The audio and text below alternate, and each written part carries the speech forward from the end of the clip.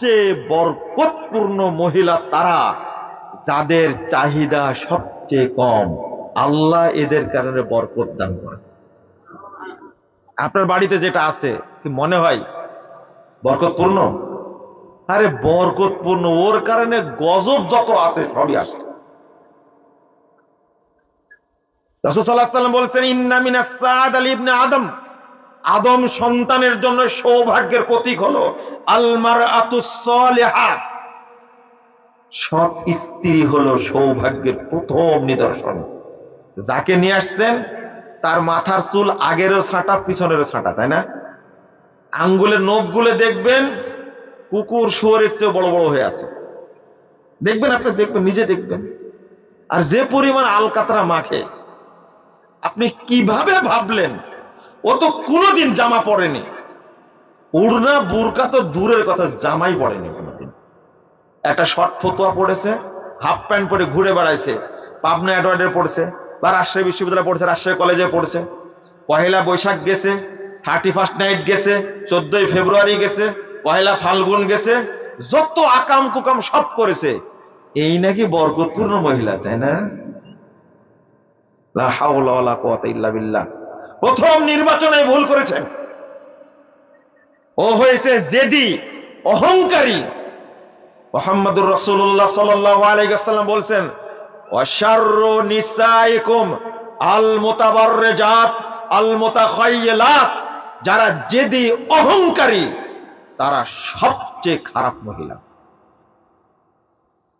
আর যারা পুরুষের পোশাক ব্যবহার করে এরা হলো খারাপ, জঘন্য মহিলা। খারাপ মহিলার পরিচয় দিতে গিয়ে কয়েকটা বর্ণনা আসছে। ওয়াইন্না মিনাশ শিকাওয়াহ মিন ইবনে আদম, দুর্ভাগ্যের প্রতীক হলো আল মারআতুস সু, অসৎ মহিলা। অসৎ মহিলা বুঝবেন কি করে? একটা মূলনীতি বলি। 21 নম্বর আয়াত সূরা রোম, আল্লাহ রাব্বুল আলামিন বলেছেন, ওয়া মিন আয়াতিহি আন খালাকা লাকুম মিন আনফুসিকুম আজওয়াজা লিতাসকুনু ইলাইহা। আল্লাহ বলছেন, আল্লাহর নিদর্শন সমূহের মধ্যে অন্যতম একটা মনে রাখবেন, বুঝলেই হবে, এর দ্বারা কোনোদিন বরকত আপনি পাবেন না। সেটা কি? মা বোনরাও থাকতে পারে, তাদের শোনার জন্য বলছি। আল্লাহ বলছেন, তোমাদের সাথে আমি সৃষ্টি করেছি লিতাসকুনু ইলাইহা, তোমরা যখন তোমার স্ত্রীর কাছে যাবে যেন তোমরা প্রশান্তি পাও, সুখ পাও, আনন্দ পাও। যে স্ত্রীর কাছে স্বামী আনন্দ পায় না, এই স্ত্রী হলো জঘন্য মহিলা। যে স্ত্রীর কাছে স্বামী, যে স্ত্রীর কাছে স্বামী তৃপ্তি অনুভব করে না, সুখ অনুভব করে না, এই মহিলার দ্বারা কোনোদিন কল্যাণ হবে না। যদি ভালো হয়ে যায় কল্যাণ হবে, আর যদি না হয় এটা 1 নম্বর নিদর্শন। বুঝলেন না মনে হয় কথাটা? যেদিন থেকে বুঝবেন যে এটা চলবে না, কি করবেন তাহলে? তালাক দিবেন না। দেখছেন যে ও কিছুই বুঝে না, 1 নম্বর ডিসিশন আপনার, 1 নম্বর, আরেকটা বিয়ে করবেন। থামেন, আমি ঠিক বলেতে বলছি, আপনি ঠিক বলবেন কেন? আপনি কি জানেন ঠিক বলছেন কেন? আরেকটা করবেন, এটাও কমন পড়লো না, এটাও কমন পড়লো না, আরেকটা করবেন, এটাও কমন পড়লো না, এবার কয়টা? আরেকটা। এই 4টার মধ্যে কমন একটা পড়বেই। এই জন্য আল্লাহর এটা হিকমাহ।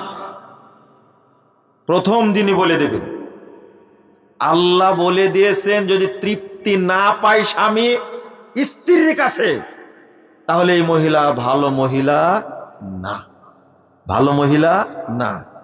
শুনে রাখো, ভালো না হলে আমি বিয়ে কিন্তু আরেকটা করব। ওইটাও যদি ভালো না হয়, তৃপ্তি দিতে না পারলে আরেকটা করব। আপনি কি বুঝতে পারলেন? বলতে পারবেন আপনি? জীবনেও পারবেন না, কারণ ওর গোলাম আগেই হয়ে গেছেন আপনি। ওর বাপের কাছ থেকে ফ্ল্যাট নিয়েছেন, পালসার গাড়ি নিয়েছেন, নাহলে জমি নিয়েছেন আর টাকা নিয়েছেন, আগে হারামখোর হয়ে গেছেন, ওই পেট থেকে ভালো সন্তান কোনোদিন আসবে না। লিখে নেন, আপনি লিখে নেন। আপনি বুঝবেন কি করে? শরীয়ত বললাম, চারটা হয়ে গেছে, একটাও কমন পড়েনি, তখন কি করবেন? সবচেয়ে যে বেশি খারাপ তালাক দেবেন একটা, সব ঠিক হয়ে যাবে। বাকিগুলো তালাক দেবেন না, আর একটা করবেন। বুঝেননি কথা? এত ভালো হলেন কি করে আপনি? বউ আপনার একটা আছে, কিন্তু আরো 10টা মহিলার সাথে আপনি পরকিয়া করেন, আপনি বেশি খারাপ। ওই জন্য বিয়ে করেন আপনার একটা। বাড়িতে মন বসে না, বাড়িতে খান্নাস আছে। তাই কে আছে? খান্নাস বুঝেননি মনে করেন, বুঝেছেন? বিয়ে করবেন। আপনি বাড়িতে বসবাস করতে পারেন না, বিয়ে আর একটা করেন, জানায় করবেন, তবে চুপে চুপে করবেন না, খবরদার। আগে প্রথম জানাবেন আপনার বউকে, আমি আগামী অমুক দিনে বিয়ে করতে যাচ্ছি, এটা আমার ফাইনাল। বুঝেননি কথা? এইটা বললেই ও 15 বছর যত অত্যাচার করেছে, এই কথা বলার কারণে অত্যাচার কমে চলে আসবে মাত্র 5%। ও 95% অত্যাচার দূর হয়ে যাবে। এটা একটা বড় ওষুধ। কিন্তু আপনি আবার বললেন না যে আপনি 2টা করেছেন নাকি? না, বুঝেননি কথা? আমি কার জন্য বলেছি খেয়াল করেছেন তো? কার জন্য করেছি? উদ্দেশ্য হলো পরিবার বাঁচাতে হবে। পরিবার কি করতে হবে? বাঁচাতে হবে। আমার সন্তান মানুষ হবে না এই খান্নাস মহিলার কাছে, ফাইনাল। মানুষ হবে না, আমার কথা সে মানবে না, মায়ের কথা উঠা বসা করবে। অর্থাৎ আমার ওরুস থেকে জন্ম নিয়েছে, কিন্তু সে আমার আদর্শ মানবে না। তা আপনার পথ বের করতে হবে না? ও, বেশি বিয়ে করলে পুরুষ খারাপ হয়ে যায়? আল্লাহর নবী সবচেয়ে বেশি খারাপ? হ্যাঁ, বুঝেননি কথা? একজন পুরুষ একই টাইমে, একই সময়ে 4 জন নারীর সেবা পাওয়ার, ভালোবাসা পাওয়ার, প্রেম পাওয়ার যোগ্য, সেখানে একজনেরটাই পায় না। বিয়ে করবে না কি করবে? বুঝেননি কথা? আপনাকে তো সাধু সাজতে কে বলল? বুঝলেন না, তাই না? আলী রাদিয়াল্লাহু আনহু বিয়ে করেছিলেন কয়টা? 9টা বিয়ে করেছিলেন। মারা গেছে, তালাক হয়েছে, আর একটা করেছে। এক সময়ে কয়টা রাখা যাবে? 4টা। তালাক দিলেন একটাকে, আরেকটা করবেন, 4টাই যেন থাকে। বুঝেননি কথা? এখন বলবেন যে আগুন ধরে যাবে, যে আগুন ধরানোর পথ তো আপনি করেছেন আগে ডিমান্ড নিয়ে, তাই বলে আপনাকে জাহান্নামের মধ্যে বসবাস করতে হবে? আর একটা জিনিস শোনেন, জেদি মহিলারা হলো অহংকারী। জেদি মহিলারা অহংকারী। অহংকারের স্থান জান্নাতে হবে না জাহান্নামে হবে? হ্যাঁ, জাহান্নামে হবে, তাই না? রাসূল সাল্লাল্লাহু আলাইহি ওয়াসাল্লাম বলছেন, বেহায়া মহিলা কারা? বেহায়া মহিলা কারা? দেখেন তো পান কিনা আপনি? সিনফান মিন আহলিন নার, নিসাউন কাসিয়াতুন আরিয়াতুন মুমিলাতুন মাইলাতুন রুসুহুন্না কাসনিমাতিল বুখতিল মাইলা লা ইয়াদখুলনাল জান্নাহ ওয়া লা ইয়াজিদনা রিহাহা ওয়া ইন্না রিহাহা লাতুজাদু মিন মাসিরাতিন কাযা ওয়া কাযা। ওই মহিলারা 2 শ্রেণীর মধ্যে 1 শ্রেণীর জাহান্নামে যাবে, যারা পোশাক পরে থাকে উলঙ্গ। কি? মহিলারা যদি পুরুষের পোশাক পরে, সেটা কি মহিলা থাকে না কি হয়ে যায়? হ্যাঁ, আপনার শরীর আর মহিলার শরীর একরকম? আপনার মেয়েকে চাকরি করতে দিয়েছেন কোথায়? হ্যাঁ, হুজুরদেরও নাকি বিমানবালার প্রতি টার্গেট বেশি, বুঝছেন? পোশাক পরে থাকে। কোন পোশাক? নারী আর পুরুষ সব একরকম না? এই যে চাকরি করতে পাঠালেন আপনার মেয়েটাকে, যদি শিয়ালের কাছে মুরগি বর্গা দেন তাহলে কেমন হবে বলেন দেখি? আপনি কেমন বাপ আমাকে বুঝান না। এরা মনে হয় খান্নাস মহিলা না নাকি? খুব উচ্চ শিক্ষিত, তো দেখতে সুন্দরী, এরা ভালো মহিলা, তাই না? যারা পুরুষদের মতো পোশাক পরে, তারা হলো উলঙ্গ, ল্যাংটা, মুমিলাতুন মাইরাতুন। সে আকৃষ্ট হয়, মানুষকে আকৃষ্ট করে। আচ্ছা, আপনার ওয়াইফ বাড়ি থেকে বের হওয়ার সময় এত সাজে কেন? কাকে দেখাতে চায়? আপনাকে? সব বাড়িতে জেনাকারিনী মহিলা অবস্থান করছে, আল্লাহ তুমি মাফ করো আমাদের। বাড়িতে যখন থাকে সবচেয়ে দুর্গন্ধ পোশাকও পরবে, সবচেয়ে ময়লাযুক্ত পোশাক পরবে, তাই না? অথচ নতুন পোশাক পরে আপনার সাথে থাকবে, আর বাহিরে বের হওয়ার সময় সবচেয়ে খারাপ পোশাক পরবে। আপনি গহনা কিনে দিয়েছেন, কাকে দেখায়? এগুলো সব জেনাকারিনী মহিলা। নাউজুবিল্লাহ, আস্তাগফিরুল্লাহ, আস্তাগফিরুল্লাহ। বিয়েতে গেছেন, সে বিউটি পার্লারে সাজতে 5 ঘন্টা যাব, তাই না? আর একটা বিয়েতে যাবে, তাই কাকে দেখাতে গেছে? এগুলো কি ভালো মহিলা না জেনাকারিনী? মানুষকে আকৃষ্ট করে তার দিকে, আমাকে যেন দেখে। ও দায়ুস খোঁজার জন্য নাকি ইন্ডিয়ায় গেছিলেন আপনি? হ্যাঁ, খান্নাস মহিলা খোঁজার জন্য আমেরিকায় যাওয়া লাগবে? আপনার বাড়িতে আছে, আপনার মেয়েটাও তাই, আপনার বোনটাও তাই, আপনার মাটাও তাই, আপনার ওয়াইফও তাই, একবারে সেম। আপনার মা বুড়ি হয়ে গেছে, আস্তাগফিরুল্লাহ, কিন্তু তার ফ্যাশন এখনো যায়নি। দেখেন না, ঘুরে আসেন শহরে একবার, আর ছবি তুলে নিয়ে আসেন। আস্তাগফিরুল্লাহ, আস্তাগফিরুল্লাহ, নাউজুবিল্লাহ। এরা কি জান্নাতি বলে না জাহান্নামী? রুহুসুহুন্না কাসনিমাতিল বুখতিল মাইলা। আল্লাহ রাসূল সাল্লাল্লাহু আলাইহি ওয়াসাল্লাম বলেছেন, পাগলা উটের মতো চলে, কাউকে পরোয়া করে না। আমার কথাগুলো ভালো লাগছে না, তাই না? ভালো না লাগারই কথা। এগুলো আতে ঘা লাগছে যে। আপনার ওয়াইফ যেদিন সেজে গুজে বের হয়ে মার্কেটে যাবে, সেই দিনই বুঝে নেবেন আমার এই বউটা হলো নিকৃষ্ট বউ, খারাপ বউ। সেজে গুজে যেদিন আপনার ওয়াইফ যাবে বিয়ে খেতে, আর শিক্ষা সফরে গেলে তো কিছু বলবোই না আমি। যাই না শিক্ষা সফরে? আপনারা এত শখ কেন? আমি কি বলেছি শিক্ষা সফরে যায়েন না? সফরে যান, কিন্তু একজনের বউ আর একজনের ভাগাভাগি করে নিয়ে যাবেন কেন? বন্ধুরা মিলে 7-8 জন মিলে গেছে কক্সবাজারে, একটু শরম নাই, লজ্জা নাই, হায়া নাই, সব জাহান্নামের মধ্যে বসবাস করছি আমরা। তাহলে প্রথম ফিক্স করতে ভুল করেছেন। রাসূল সাল্লাল্লাহু আলাইহি ওয়াসাল্লাম বলছেন, তুনকাহুল মারাতুল আরবাইন, 4টা জিনিস দেখে বিয়ে করা হয়। একটা সম্পদ দেখে, একটা চেহারা দেখে, একটা বংশ দেখে, আর একটা কি? কি দেখে? জোরে বলেন, কি দেখে? তাহলে বিয়ে করার সময় 4টা জিনিস দেখতে হবে।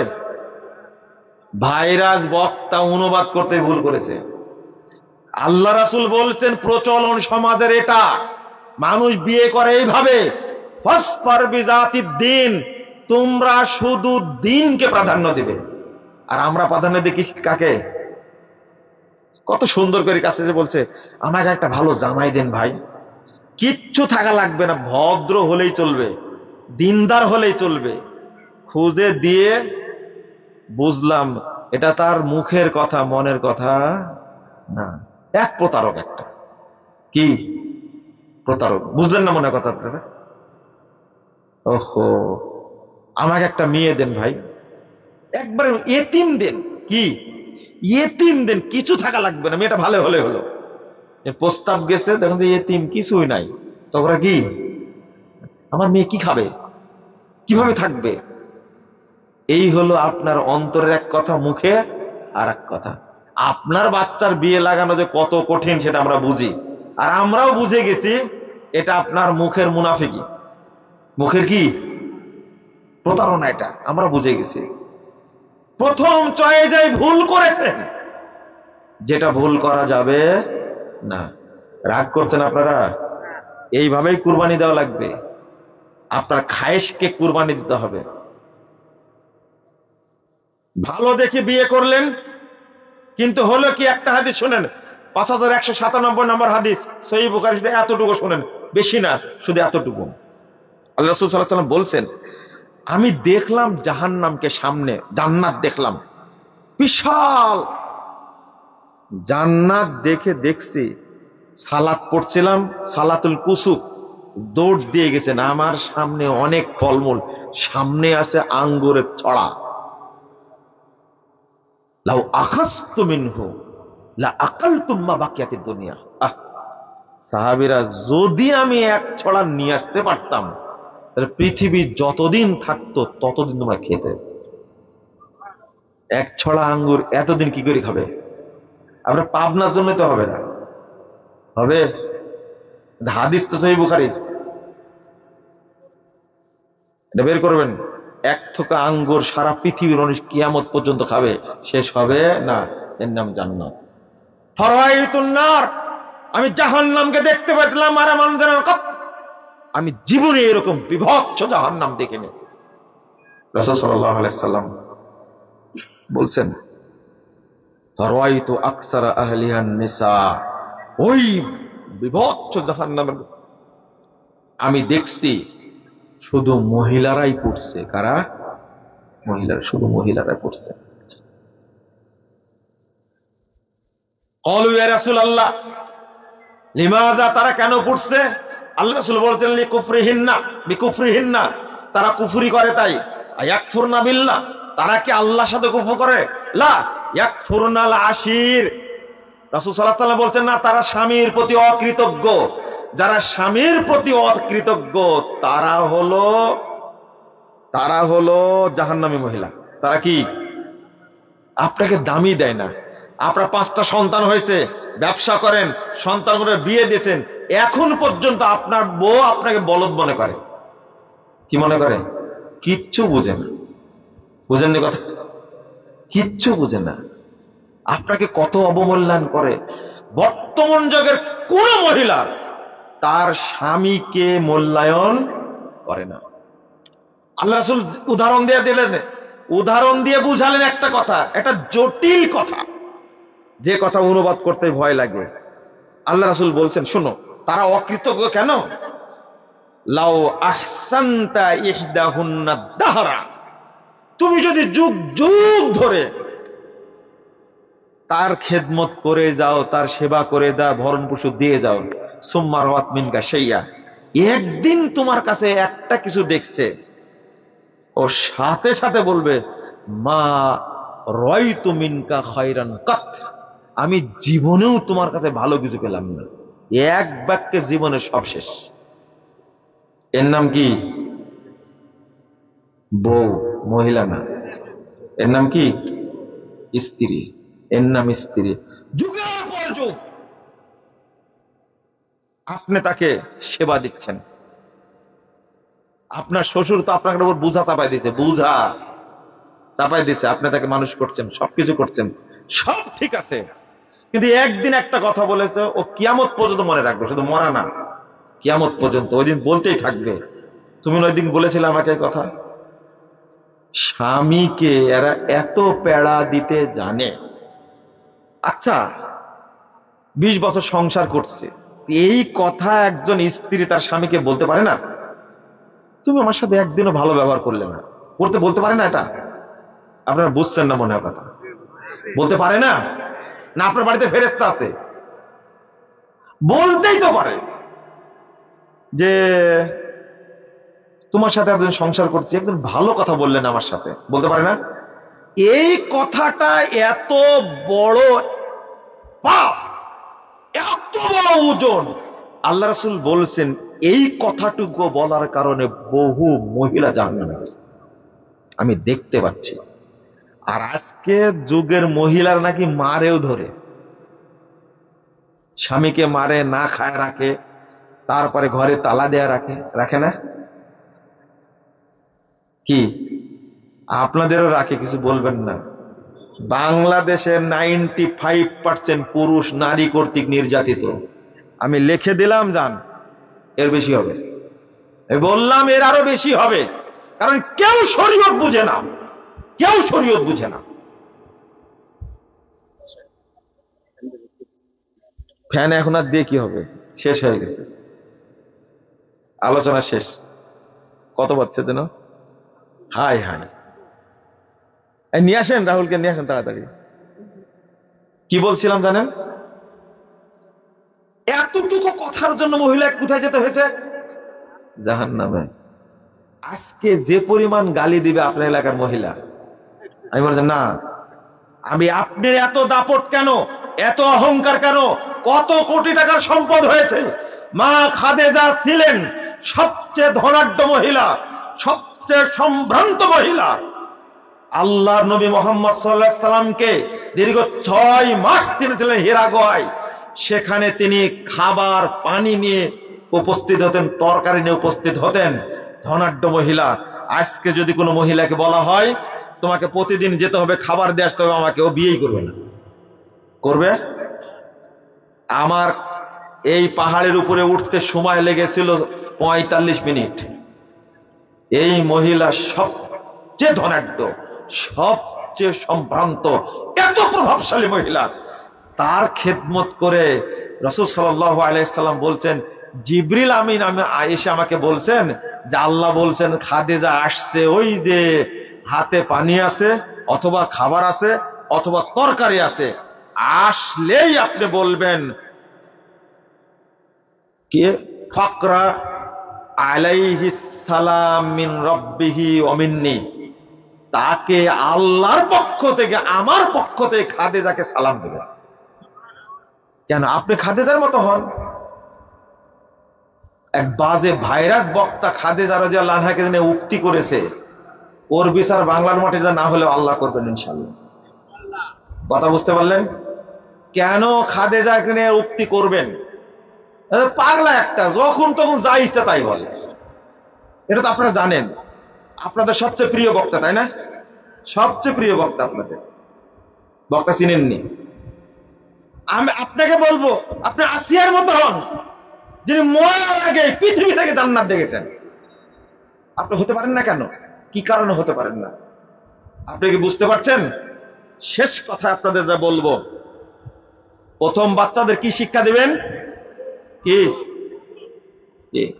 আদব। আর আপনি যদি পরকীয়ার রোগে যদি রোগী হন তখন কি হবে? বহু মানুষ, ব্যক্তি আছে, অফিসে চাকরি করে, ব্যাংকে চাকরি করে, সরকার অফিসে চাকরি করে, তার কলিগের সাথে ফষ্টি নষ্টি করে। এরকম পুরুষের অভাব আছে না? বেশি আছে, বলে তো দেখি। বেশি। আমি তো আপনাকে বুঝি না। আপনার বাড়িতে ওয়াইফ আছে, থাকার পরেও যদি অন্য মহিলার সাথে সম্পর্ক করেন, ফোনে কথা বলেন, আমি মনে করি আপনার অন্তরটা কুত্তার অন্তর হতে পারে, শুয়োরের অন্তর হতে পারে, মানুষের অন্তর হতে পারে না। এটা কেমনে চলে? এটা সি আপনার ওয়াইফ থাকা সত্ত্বেও যদি বারবার ফেল ফেল করে আপনি যদি বেগানা মেয়ের দিকে তাকান, তাহলে বুঝবো আপনার মনে ইমানের অংশ নাই। মানে বেঈমান আপনি একজন। কিভাবে হয় বলেন তো?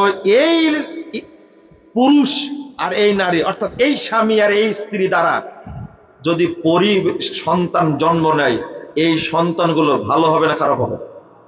খারাপ হবে না? তাহলে নিজেও ভালো হওয়ার সাথে সাথে স্ত্রী ভালো নির্বাচন করতে হবে। এরপরে সন্তানকে আপনি প্রথম আল্লাহর ভয় দেখাবেন সব সময়। 7 বছর থেকে সালাতের ট্রেনিং দিবেন। কয় বছর থেকে? 7 বছর থেকে সালাতের ট্রেনিং দিবেন। আর পিতা মাতার প্রধান দায়িত্ব, 1 নম্বর দায়িত্ব হলো আপনার বাচ্চারা আউয়াল ওয়াক্তে সালাত পড়লো কিনা দেখতে হবে। বুঝেননি কথা? সালাতটা পড়ছে কিনা আপনাকে দায়িত্ব নিয়ে দেখতে হবে। যে জহর চলে আসছে, সালাত পড়তে গেল কিনা, মসজিদ নিয়ে গেল কেন, মসজিদে নিয়ে গিয়ে সালাত পড়া শিখাতে হবে। কারণ হলো যদি সালাতের মধ্যে বাচ্চাটা ঢুকে যায়, তার দ্বারা কোনো অন্যায় কাজ হবে না। এই গ্যারান্টি কে দিয়েছেন? আল্লাহ। ইন্নাস সালাতা তানহা আনিল ফাহশা ওয়াল মুনকার। সালাত বাধা দিবে যাবতীয় ফাহিশা কাজ থেকে। আল্লাহ বলছেন যেহেতু যাবতীয় ফাহিশা কাজ থেকে বাধা দিবে, আপনি আপনার পরিবারকে সালাত শিক্ষা দেন, দেখবেন আপনার দ্বারাতে কোনো অন্যায় হবে না। আপনার বাচ্চা আপনার সাথে অন্যায় ব্যবহার করবে না। এখানে একটা দোয়া শিখবেন। দোয়াটা কি? 40 নম্বর আয়াত সূরা ইব্রাহিম। কত নম্বর আয়াত? সূরা ইব্রাহিম 40 নম্বর আয়াত। রাসূলুল্লাহ সাল্লাল্লাহু আলাইহি ওয়াসাল্লাম পড়তেন, ইব্রাহিম আলাইহিস সালাম পড়তেন, আমরাও পড়ব। পড়েন তো, রব্বি জাল্লি, পড়েন রব্বি জাল্লি মুকিমাস সালাতি ওয়া মিন যুররিয়াতি রব্বানা ওয়া তাকাব্বাল দুআ। আর একটা ছোট্ট দোয়া মুখস্থ করেন তো, বাচ্চার জন্য পড়বেন, আপনার সন্তানের জন্য পড়বেন। আল্লাহুম্মা গফির যামবাহু ওয়া তাহহির কলবাহু ওয়া হাসসিন ফারজাহু। আপনার ছেলে হোক আর মেয়ে হোক, যদি এই দোয়াটা করেন, দোয়াটা এত সুন্দর, সেটা হলো, আল্লাহ তুমি আমার এই সন্তানের পাপ মাফ করে দাও, এক। দুই, তাহহির কলবাহু, আল্লাহ তুমি তার অন্তরটাকে পবিত্র করে দাও। ওয়া হাসসিন ফারজাহু, আল্লাহ তুমি তার লজ্জাস্থানকে হেফাজত করো। এই দোয়া কবুল হলে আপনার সন্তান বিপথে যাওয়ার কোন সম্ভাবনা আছে? কে কে জানেন দোয়াটা? কে কে জানেন দোয়াটা? কেউ জানেন না? বলেন না, আমার সাথে বলেন, আল্লাহুম্মা গফির যামবাহু, জোরে বলেন, ওয়া তাহহির কলবাহু ওয়া হাসসিন ফারজাহু। শোনেন, এই দোয়ার পাওয়ার এতটাই বেশি, একজন যুবক অনুমতি নিতে আসছিল আল্লাহর রাসূলের কাছে যে আমাকে আপনি জেনার অনুমতি দেন। রাসূল সাল্লাল্লাহু আলাইহি সাল্লাম এই দোয়াটা পড়ার সাথে সাথে যুবকটা এত তাড়াতাড়ি পরিবর্তন হয়ে গেছে, তার মনের মধ্যে খারাপ কোনো বাসনাই ছিল না। এই দোয়ার পাওয়ার আপনি মুখস্থ করেননি কেন? প্রথম দোয়া, সালাত যেন আপনি আপনার পরিবার পড়েন, সাহায্য চাইতে হবে কার কাছে? আল্লাহর কাছে। বলেন, রব্বি জাল্লি মুকিমাস সালাতি ওয়া মিন যুররিয়াতি রব্বানা ওয়া তাকাব্বাল দুআ। আর এই দোয়াটা মনে থাকবে তো? জি জি জি। আমি এখনই আলোচনা শেষ করব। অনেক সময় আলোচনা করেছি, আপনারা শুনেছেন। আমল করবেন তো আপনারা?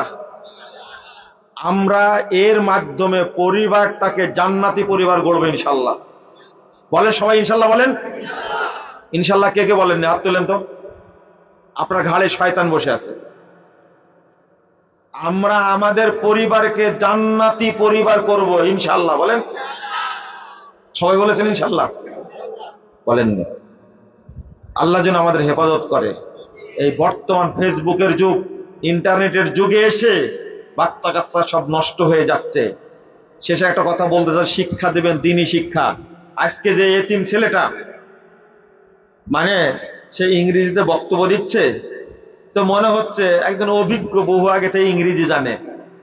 তার থামার স্টাইল, বাক্যগুলো গঠন করার স্টাইল, উপস্থাপনার স্টাইলটা এত চমৎকার, আসলে আমাকে মুগ্ধ করেছে। যে ছেলেটা আরবি গানটা বলেছে, এই সুরের পক্ষে আমি না, এই জন্য পুরস্কারও দেইনি আমি।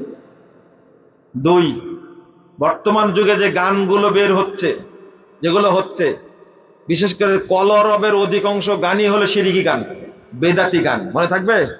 এরপর বিভিন্ন ইসলামী সংগঠন, শিল্পী গোষ্ঠীরা মানে কি বলে, গান বলে, অধিকাংশ বেদাতি গান। আমি নিষেধ করি। আর যদিও গান হয় ভালো, কিন্তু গানের সুরে রচিত। কিসের সুরে? গানের সুরে রচিত।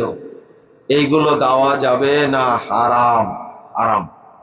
আমি বলি যে এই ধরনের একটা প্রতিষ্ঠান পাবনা শহরের বুকে সুন্দরভাবে যদি পরিচালিত হয়, জাতির, সমাজের অনেক উপকার হবে ইনশাল্লাহ, ইনশাল্লাহ। আপনারা এই প্রতিষ্ঠান চান হোক? চান? তাহলে আপনাদের কাছে অনুরোধ করব, সবাই এই প্রতিষ্ঠানে অংশগ্রহণ করবেন, সহযোগিতা করবেন ইনশাআল্লাহ। করবেন? কেউ করবেন না? আপনারা কিভাবে করবেন? কিভাবে করবেন? কই কিভাবে করবে? মানুষ যাবে? এখানে উঠালে পরিবেশটা নষ্ট হবে। আগে প্রস্তুতি রাখতে হবে না? প্রস্তুতি কই? ভিতরে দিয়ে দেন। শোনেন, আমি আপনাদের একটা জিনিস বলি, এই যে বর্তমানে শিক্ষা ব্যবস্থা যেটা আছে, এই শিক্ষা ব্যবস্থায় জাতিরও যেমন কল্যাণ নাই, দেশেরও কল্যাণ নাই, দিনেরও কল্যাণ নাই।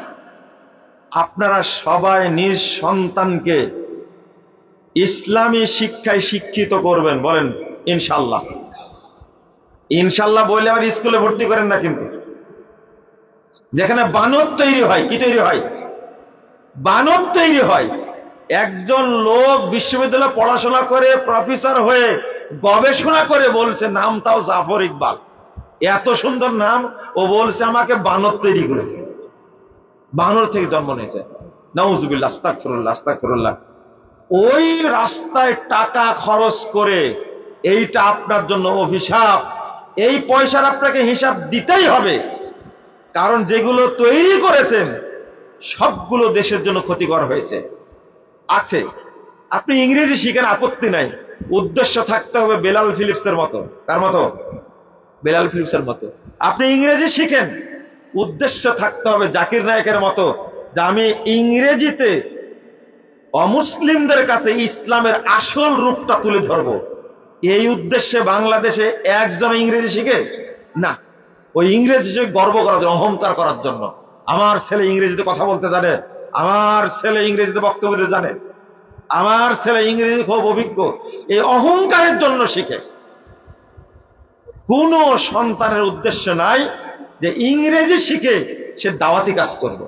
আছে হয়তো মাদ্রাসায় কিছু ছেলে পড়ছে ইংরেজি শিখে, তাও মনে হয় করে না। এটা ওরা বেশি অহংকারের জন্য তৈরি করে।